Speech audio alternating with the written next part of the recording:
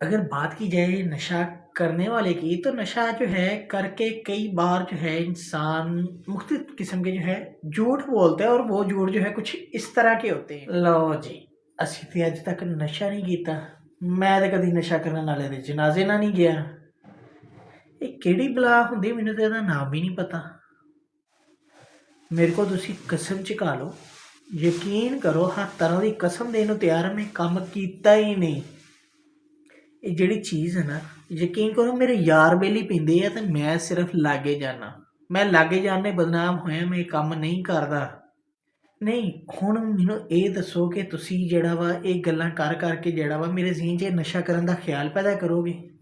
ਜੇ ਮੈਂ ਪਾਕ ਸਾਫ਼ ਹਾਂ ਤਾਂ ਤੁਸੀਂ ਇੱਦਾਂ ਦੀਆਂ ਗੱਲਾਂ ਨਾ ਕਰੋ। ਮੈਨੂੰ ਤੇ ਆਪ ਇਹ ਤੋਂ ਬੜੀ ਨਫ਼ਰਤ ਆ। ਨਹੀਂ, ਮੈਨੂੰ ਹੁਣ ਇਹ ਦੱਸੋ, ਮੈਂ ਲਿਖ ਕੇ ਦੇ ਦਾਂ ਮੈਂ ਇੱਦਾਂ ਦੇ ਕੰਮ ਨਹੀਂ ਕਰਦਾ। ਮੈਨੂੰ ਦੱਸੋ ਮੈਂ ਕਰਾਂ ਤੇ ਕਰਾਂ ਕਿ ਕਿੱਦਾਂ ਯਕੀਨ ਦਿਲਾਵਾਂ। ਜੇ ਤੁਸੀਂ ਇੱਦਾਂ ਦੀਆਂ ਗੱਲਾਂ ਕਰਦੇ, ਮੇਰਾ ਖਿਆਲ ਹੈ ਤੁਹਾਨੂੰ ਹੈ ਨਾ ਮੇਰੇ 'ਤੇ ਯਕੀਨ ਨਹੀਂ ਹੈ। ਯਕੀਨ ਕਰੋ, ਮੈਂ ਕਸਮ ਖਾ ਲਈ, ਹਰ ਤਰ੍ਹਾਂ ਦੀ ਤੁਹਾਡੇ ਨਾਲ ਗੱਲ ਕਰਨ ਨੂੰ ਤਿਆਰ ਹਾਂ। ਜਿੱਥੇ ਚਾਹੋ ਮੈਨੂੰ नीवीं जगह तो ਤੁਸੀਂ ਬਿਠਾ ਲਓ, मैं ये काम करता ही नहीं। तो ये सारी जो है चीज़ें अक्सर जो है सुनने को मिलती हैं। जो शख्स जो है वो नशे की तरफ जाता है